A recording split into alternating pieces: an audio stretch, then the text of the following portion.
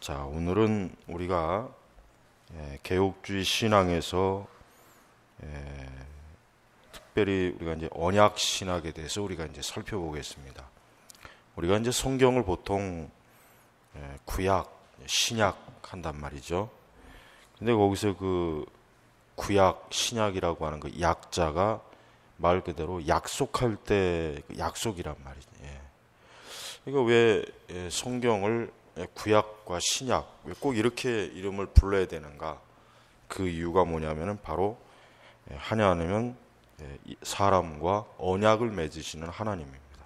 그래서 우리가 이 개혁주의 신학에서 제일 중요한 그 중심 신학이 뭐냐면 하나는 하나님의 이제 주권 신앙이고 또 하나는 뭐냐면 언약 신앙이에요. 언약. 그다음에 신학으로 굳이 얘기하면 언약 신학이고 이걸 뭐 또 다른 얘기로 하면 이제 개약 신학이라고 이런 얘기를 하죠. 근데 개약 신학이라는 말보다는 사실은 언약 신학이라는 말이 훨씬 더 좋은 말입니다. 물론 이제 개약 신학이라고 한다고 해서 뭐 잘못된 건 없는데 좀 더 이제 기독교 신앙의 관점에서 언약이라고 하는 말을 쓰는 게 훨씬 더 좋은 것 같습니다. 그래서 하나님께서는 보통 말씀을 우리에게 주시잖아요. 근데 그 말씀을 주실 때 사실은 그 말씀 자체가 뭐냐면 약속이에요. 약속. 그러니까 하나님께서는 약속을 하지 않는 말씀이 없다고 보면 틀림이 없어요. 그래서 이제 축복의 약속이든 혹 하나님의 어떤 저주의 약속이든 간에 그 모든 게 다 뭐냐면 하나님과 사람 사이의 약속이에요. 약속. 그래서 우리가 성경을 처음부터 자세히 읽어보면은 하나님은 사람과 언약을 맺는 거예요. 언약. 그러니까 하나님 편에서 사람과 어떠한 하나님의 말씀에 약속을 하시고 사람은 그 약속의 말씀을 믿고 순종할 때 하나님의 그 약속에 따른 하나님의 보상이 있고 또 그 약속을 지키지 못했을 때는 또 징계가 있어요. 근데 어떻게 사실 이렇게 보면은 이게 그러면은 그 약속이라고 하는 즉 언약이라고 하는 게 그러면은 과연 우리 사람 편에서 볼 때는 어떻게 보면은 좀 일방적인 성격이 있어요. 왜냐하면은 우리가 이제 사람 사이에 이제 약속이라고 하는 거는 내가 상대방하고 약속을 맺기 싫으면 안 맺으면 되거든요. 그런데 성경에서는 하나님과 사람의 관계가 뭐예요? 하나님과 사람의 관계는 대등한 관계가 아니라 어떤 관계입니까? 하나님은 창조주고 사람은 피조물이에요. 그러니까 대등한 관계가 안 되는 거예요. 그래서 이제 아까 왜 이제 계약이라는 말보다 제가 왜 언약이라는 말을 쓰려고 했냐면 주로 이제 계약이라고 하는 말은 그 약속을 맺는 두 약속의 대상자들이 거의 동등할 때 사실 계약이라는 말을 주로 써요. 그래서 이제 사실은 계약이라는 말보다 이제 언약이라는 말을 좋아하는 이유가 이제 거기에 있는 거예요. 그러니까 하나님과 우리 사이에 이제 약속을 맺지만 그 약속은 뭐냐면 그러니까 사람은 하나님하고 동등한 게 아닙니다. 하나님은 창조주고 사람은 어때요? 피조물이기 때문에 동등할 수가 없는 거예요.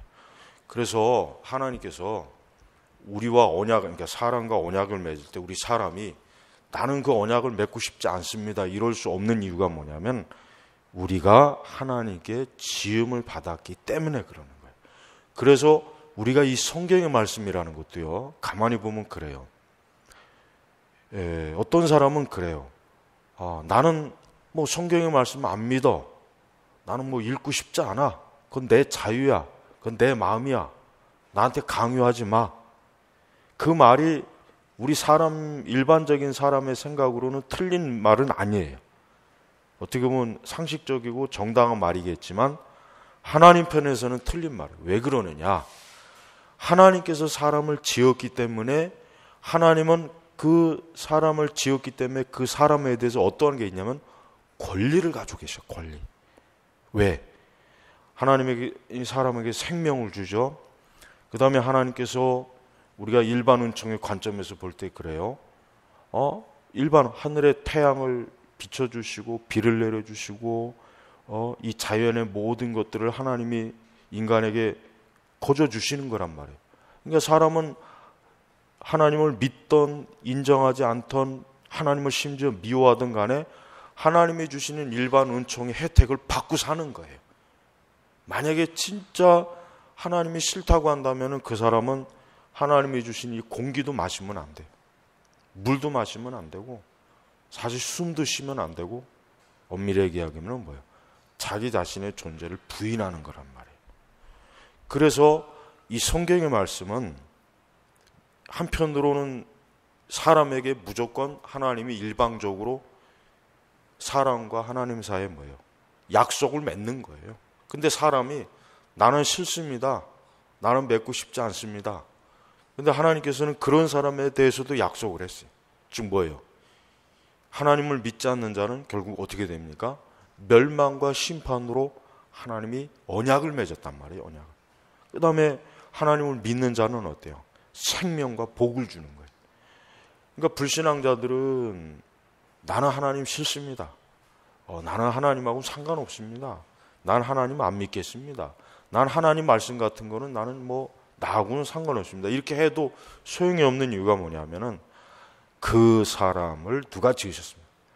하나님이 지으셨기 때문에 그 사람이 아무리 하나님을 부정한다고 해도 부정할 수가 없는 거예요. 예를 들면 가장 쉬운 예가 뭐예요? 예를 들면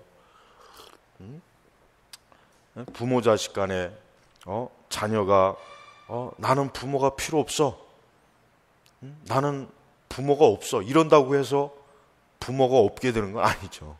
그건 상식적으로 말이야. 왜? 부모가 없다면 지가 어떻게 생겨나 이 세상에. 마찬가지예요. 세상의 모든 사람들은 하나님을 부정할래야 부정할 수 없는 이유가 뭐냐면 하나님께서 사람을 지었기 때문에 그 사람은 하나님의 존재를 부정할 수가 없는 거예요. 만약에 하나님께서 사람을 지었지 않았다면 가능해요. 하나님 안 믿어도 되고 하나님 말씀 같은 거 무시해도 상관없어요.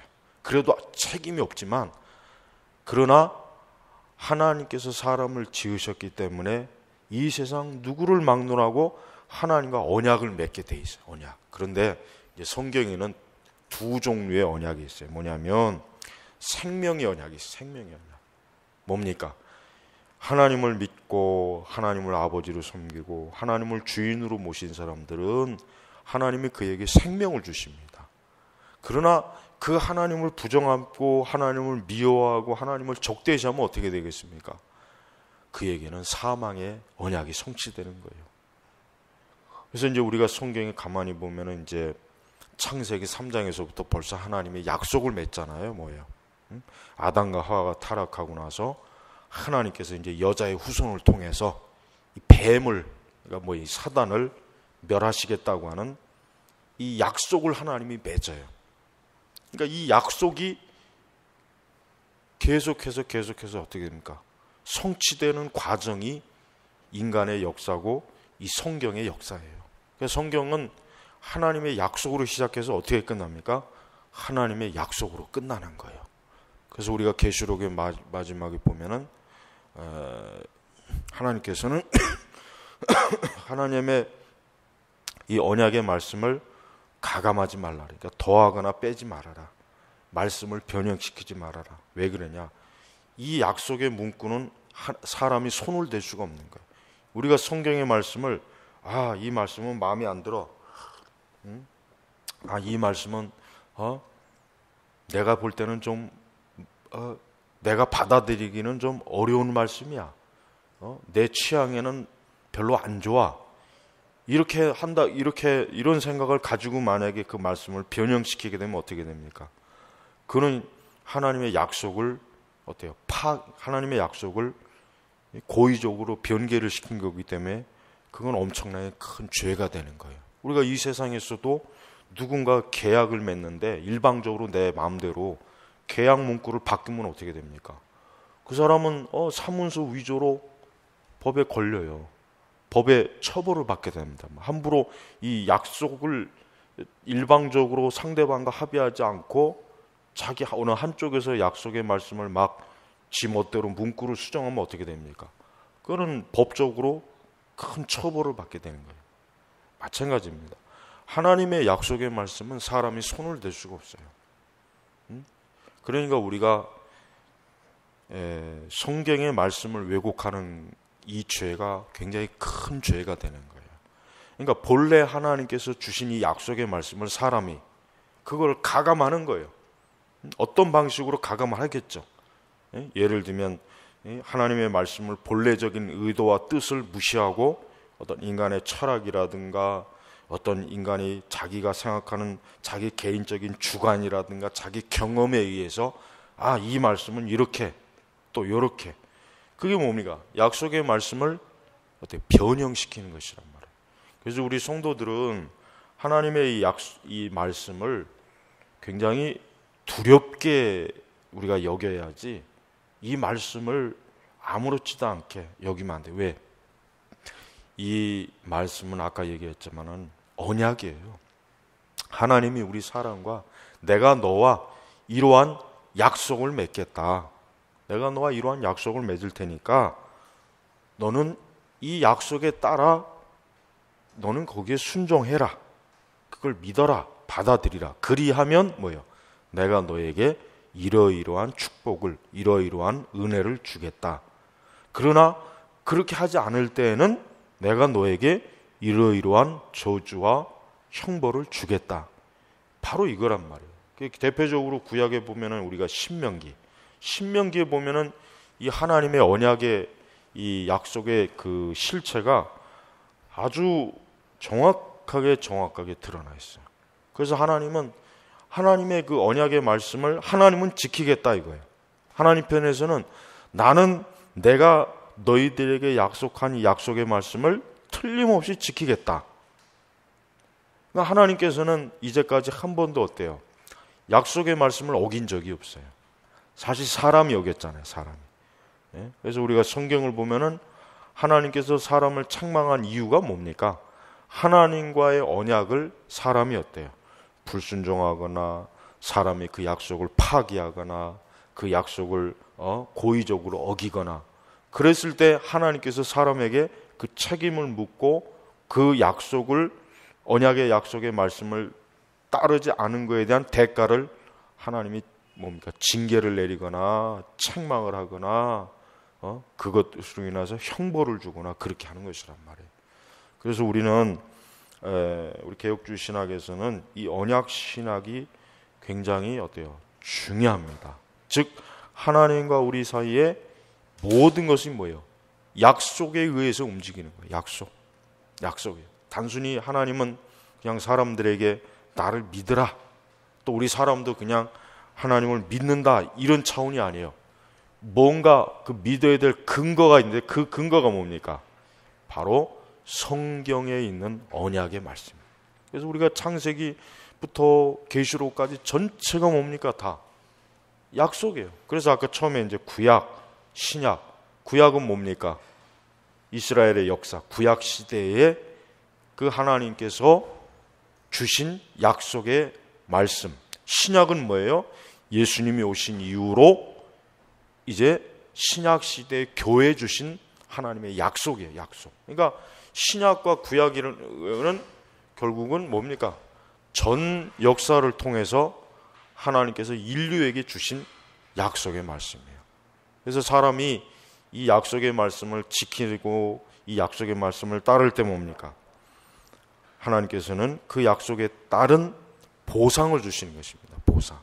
자, 그런데 이제 여기서 이제 또 하나 중요한 게 뭐냐면은 하나님께서 이제 약속을 우리에게 언약을 하셨지만 우리가 알아야 될 게 있습니다. 뭐냐면 하나님의 언약이라고 하는 것은 은혜 언약이에요.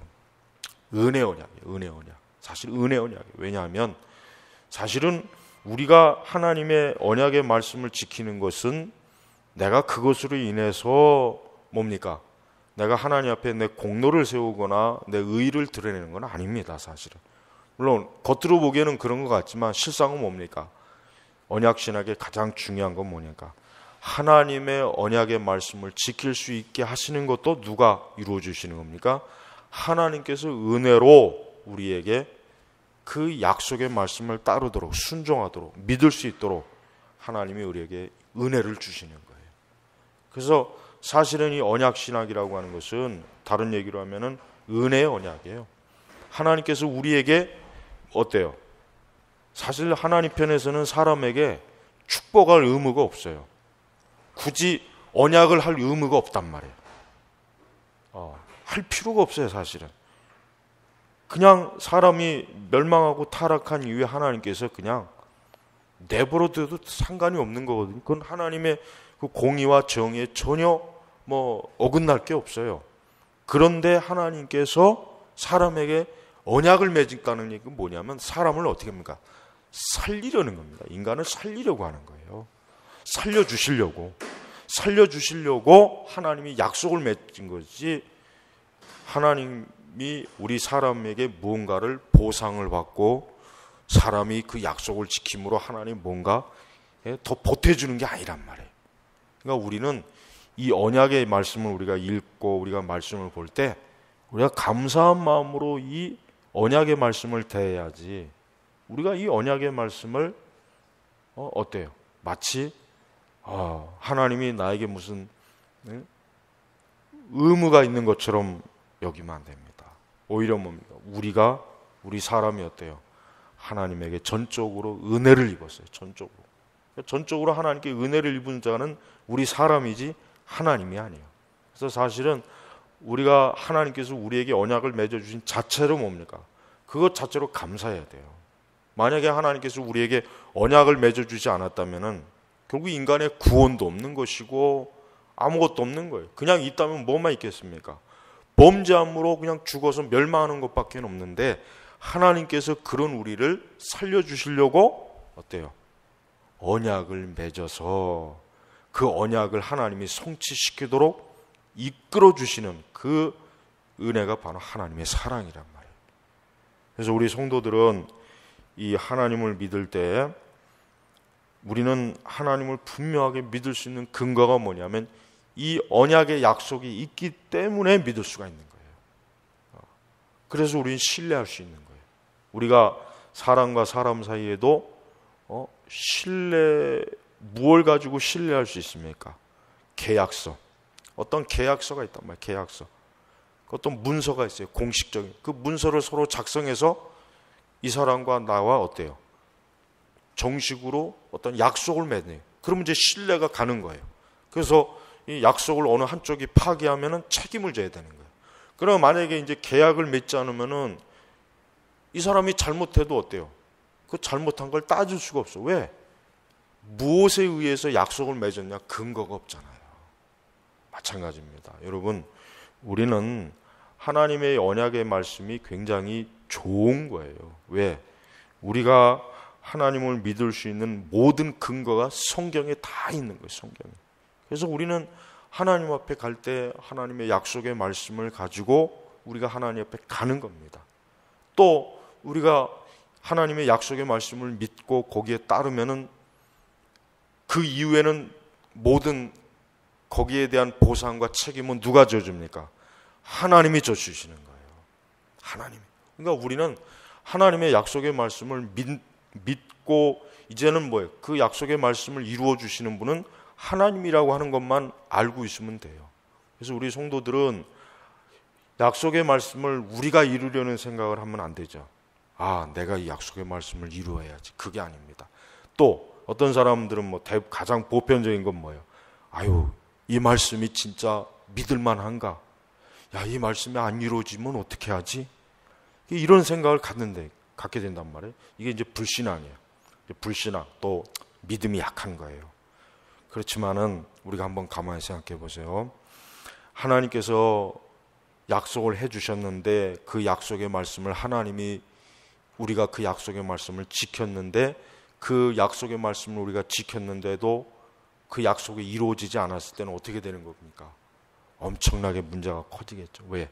하나님 자신이 거짓말쟁이, 하나님 자신이 어때요? 전능하지 못한 분, 하나님 자신이 어떻게 보면은 존재하지 않는 분, 이런 결과가 생기는 거예요. 그러니까 우리는 하나님의 약속의 말씀은 절대로 이루어진다고 믿어야지 이 약속의 말씀이 진짜 이루어질까? 그런 의심하는 마음은 하나님 존재 자체를 뭡니까? 부정하는 거란 말이에요. 부정하는. 얼마나 어리석어요.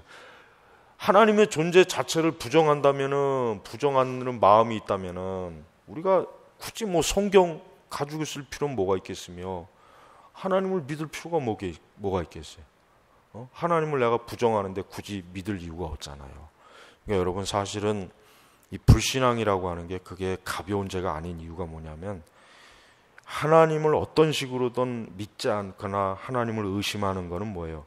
하나님 존재 자체를 부정하는 거기 때문에 그래요. 부정하기 때문에. 그래서 여러분 왜 불신앙자들이 심판받는지 아십니까? 어떤 사람들은 그래요.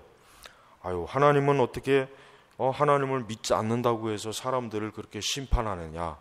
어떻게 사람을 그렇게 영원히 심판할 수 있느냐? 어떻게 사람이 하나님을 따르지 않는다고 해서 그 사람에게 저주를 내릴 수 있느냐? 좀 너무하지 않은가? 이제 그런 말들을 해요, 보통. 그런데 그게 가벼운 죄가 아니에요. 그냥 그럴 수도 있지 않은 이런 죄가 아니라 뭐예요? 하나님 존재 자체를 부정하는 것이기 때문에 그래요. 하나님이 이 세상을 창조하고 사람을 창조하고 지금도 살아계시는데 그 하나님을 어때요? 하나님 같은 건 없어. 그 하나님 믿을 만한 분이 아니야. 그 하나님 괜히 믿어봐야 괜히 잘못되면 어떠냐. 이러면은 그건 하나님을 어때요? 가장 크게 어떻게 모욕을 주는 것이란 말이에요. 모욕. 피조물인 우리가, 사람인 우리가 하나님 앞에 최선을 다해서 최고의 영광을 올려야 될 그런 존재가 어때요? 반대로 하나님을 무시하고 하나님의 약속의 말씀을 무시하고 안 믿는다면 그건 하나님을 어떻게 하는 겁니까? 무시하는 것이고 하나님을 짓밟는 것이고 우습게 여기는 거예요. 그러니까 여러분 우리가 이 불신앙의 죄를 가볍게 여기면 안 돼요. 그리고 우리 자신도 그래요. 우리 자신도 하여튼 그래요. 정말 때때로 우리 성도들의 믿음이라고 하는 것도 참 기복이 심해요. 어떤 평소에는 모르다가 어떤 큰 어려움이 오면은 믿음이 참 약해져요. 그러니까 그 약해진다는 게 뭐냐면은 원래 믿음이 약했던 믿음인데 그 약했던 믿음을 깨닫지 못한 것이죠, 사실은. 그러니까 평소에 더 이 하나님 앞에 기도와 말씀으로 부지런히 이 하나님의 은혜를 누리고 또 하나님의 능력을 더 갈급해하고 이제 그와 같은 것들이 있어야 되는데 그런 것들이 너무나 미미했거나 아니면 그를 소홀히 한 사람들이 어때요? 하나님을 어느 날 갑자기 온전하게 믿는다는 게 쉬운 일은 아니에요. 왜? 믿음은 하나님이 주시는 것이기 때문에. 그래서 여러분 우리는 하나님과의 이 약속이라고 하는 것은 하나님 편에서 어때요? 불변한다는 걸 알아야 돼요. 불변한다. 세상의 모든 것들은 다 변해요. 변하지 않는 건 없어요. 국가도 변합니다. 모든 지식도 시간이 지나면 변하게 돼 있어요. 그러나 변하지 않는 건 뭐예요? 하나님의 약속, 언약은 절대 변함이 없어요. 이거는 앞으로 이 세상이 존재하는 한, 하나님의 약속은 뭐예요? 영원히 불변하는 약속이란 말이에요. 그러니까 우리는 지금 이 세대에도, 지금 세상에서도 성경을 딱 펴서 이 말씀은 지금도 하나님이 이루어 주시고 약속하신 말씀이다 라는 믿음을 가지고 어때요? 하나님을 확신하고 믿어야지. 이게 옛날에는 믿을 수 있겠지만 지금과 같은 세상, 이런 세상에서 과연 이 말씀이 이루어지겠나, 이런 생각을 하게 되면 어떻게 됩니까? 그 사람은 하나님의 살아계심을 부정하는 거예요. 그러니까 옛날에는 살아계셨던 하나님이 지금은 살아계시지 않는 하나님, 아니면은 지금은 옛날같이 그렇게 크게 역사하지 않는 하나님, 그런 식으로 믿음이 약해지는 거예요. 불신앙을 갖게 되는 거예요. 그래서 우리가 그런 마음이 들 때마다 어때요? 하나님의 언약은 불변한다. 하나님의 언약의 말씀은 영원 불변한다는 것을 우리가 확신해야 됩니다. 그리고 하나님과 성도와의 계약은, 이 언약은 뭡니까? 영원한 언약. 영원한 언약. 영원한. 그러니까 하나님의 약속의 언약도 영원하지만 하나님과 우리 사이에 맺은 이 언약도 영원한 언약이에요. 하나님께서 우리와 맺은 언약을 하나님 편에서 이제는 이 약속을 못 지키겠다. 이제는 좀 이 약속을 지키기가 곤란하다. 하나님 편에서 절대로 이런 법이 없습니다. 항상 문제는 뭐예요? 우리 편에서 있는 거예요. 항상 문제는 사람이에요. 아까도 얘기했지만 사람은 변덕이 심해요. 인간의 마음은 항상 요동해요. 늘 요동하고 늘 수시로 변해요. 그러니까 사람의 마음은 자기 자신도 자기의 마음을 믿어서는 안 됩니다. 우리도 우리 자신의 마음을 믿는 게 아니라 누굴 믿어야 됩니까? 하나님을 믿는 것이고 하나님의 약속의 말씀을 믿어야 되는 거예요. 그래서 하나님과 우리 사이의 이 언약은 영원한 언약이다.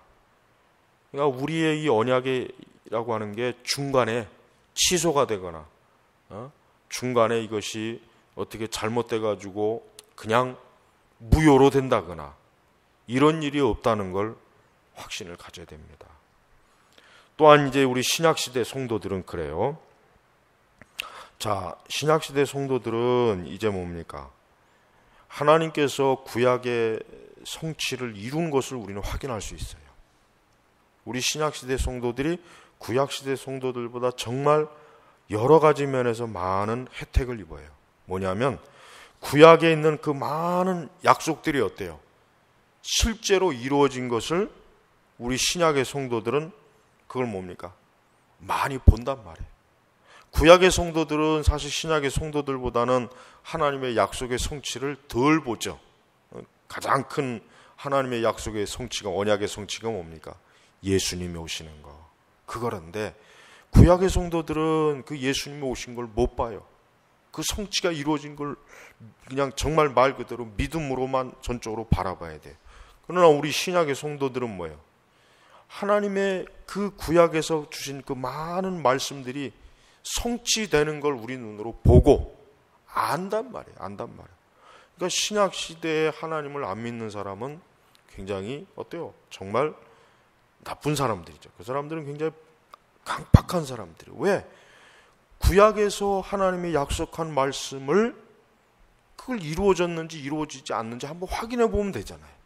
그래서 진짜 이 말씀, 정말 구약 성경의 말씀이 이루어졌느냐 안 이루어졌느냐 한번 자기가 정직하게 한번 엄밀하게 그것을 살펴본다면 진짜 하나님이 약속한 언약한 말씀이 이루어졌구나 하는 걸 볼 수 있단 말이에요. 알 수 있단 말이에요. 그런데도 어때요? 고의적으로 안 믿는 거예요. 왜 그렇습니까? 불신앙 때문에 그래요. 불신앙.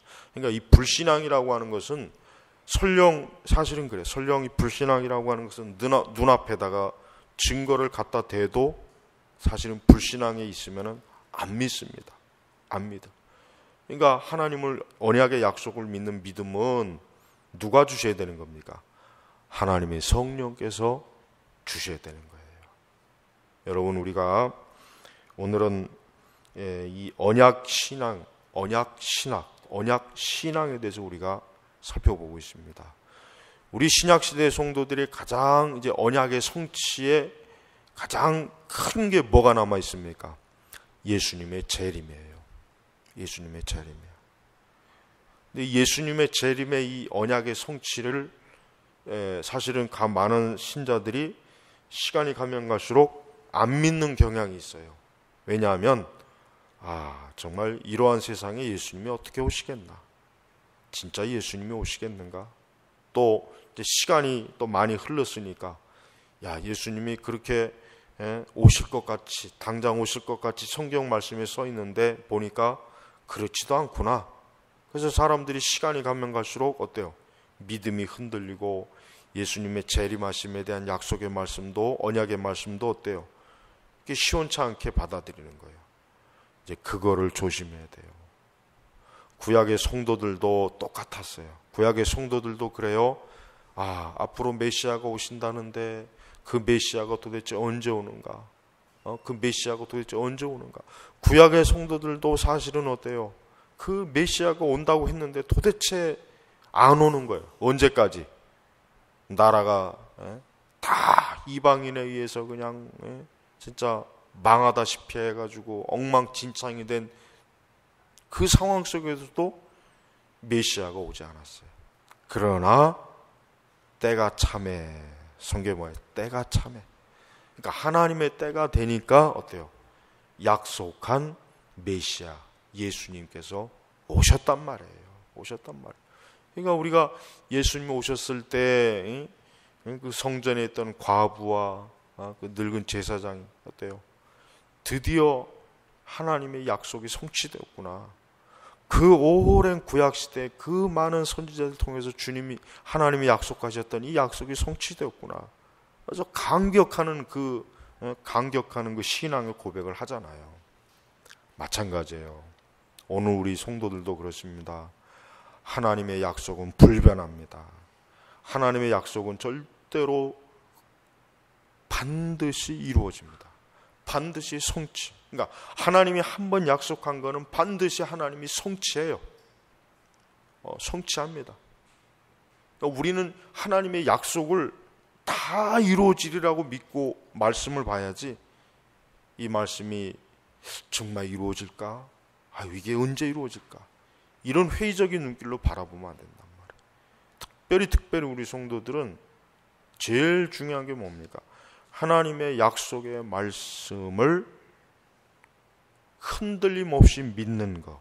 이게 우리 성도들에게 있어서 최고로 중요한 거예요. 그래서 앞으로 장차 이제 예수님이 오실 그 엄청난 언약이 남아있잖아요. 이제. 그러니까 우리 신약시대 성도들은 예수님 구약시대 성도들보다 더 좋은, 더 많은 은혜를 입었어요. 이미 예수님이 오신 걸 알잖아요. 그럼 이제 예수님이 다시 오신다는 것을 더 확실하게 알 수 있단 말이에요, 우리는. 그래서 우리는 이 언약의 말씀을 어때요? 반드시 성취된다. 특별히 우리가 이 마지막 때 이 세상의 그 많은 종말의 그런 여러 상황들을 볼 때, 어떨 때는 정말 이런 말씀이 이루어지겠는가? 진짜 이런 게 이루어질까? 그런 생각을 할 수 있어요. 근데 그런 생각을 뛰어넘어서 하나님은 이 언약을 반드시 지키시는 하나님이다. 하나님은 이 언약의 말씀을 반드시 성취하시는 분이다. 설령 이 세상과 이 세대가 이 약속의 말씀을, 언약의 말씀을 믿지 않아도 나는 이 언약의 말씀을 믿겠다. 이 믿음을 굳게 하는 사람, 이 사람이 뭐예요? 진짜 예수님의 언약의 성취를, 하나님께서 그 언약을 성취하시는 것을 눈으로 보고 그걸 알게 되는 것입니다. 그걸 누리게 되는 것이란 말이에요. 그래서 우리 성도들은 이 하나님과의 맺은 이 언약을 절대로 파괴하지 말고, 내가 주님과 맺은 이 언약, 믿음의 언약, 하나님과 나 사이에 맺은 이 구속의 언약, 하나님 편에서는 절대로 이 언약을 파괴하지 않습니다. 우리 역시도 이 언약에 끝까지 충성하고 신실한 사람으로 우리가 남아있어야 돼요. 그렇지 못하고 어리석은 자들처럼 언약의 약속을 불신하고 이 언약의 약속이 이게 뭔 소용이 있겠는가, 이런 생각을 가진 사람들은 참으로 미련하고 어리석은 사람이에요. 이 성경에 나와 있는 이 많은 언약을 우리 하나님께서 얼마나 많이 이루셨는가도 한번 보고, 또 날마다 우리에게 하나님의 약속을 이루어주신 하나님이기 때문에 우리가 하나님의 약속의 말씀을 붙잡고 믿음 생활할 때 우리의 믿음 생활은 어떻습니까? 살아있는 믿음 생활이에요.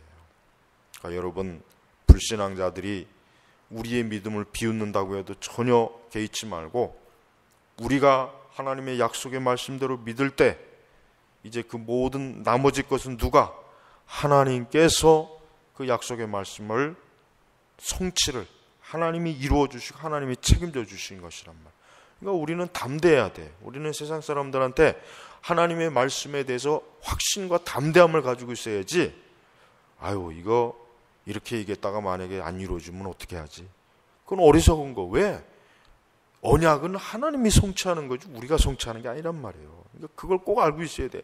이 약속의 말씀은 하나님이 성취하는 것이다. 내가 성취하는 거 아니니까, 하나님이 성취하는 것이니까 하나님께 맡겨라. 이런 믿음을 가져야 된단 말이에요.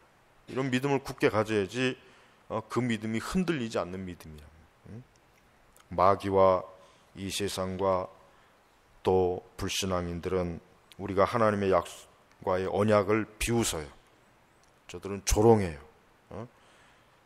그것이 정말 이루어지겠느냐? 정말 이 말씀이 이게 살아있는 말씀이냐? 이게 오래전에 이미 죽은 종교적인 문서가 아니냐? 얼마나 지금도 그런 주장들 하는 사람이 많은지 모릅니다. 점점 더 많아지는 것 같아요. 점점. 하지만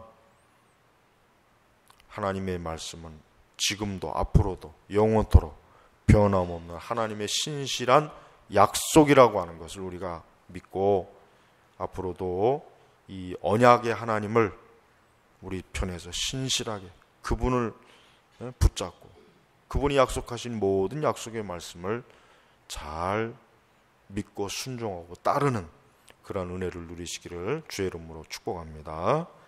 기도하겠습니다.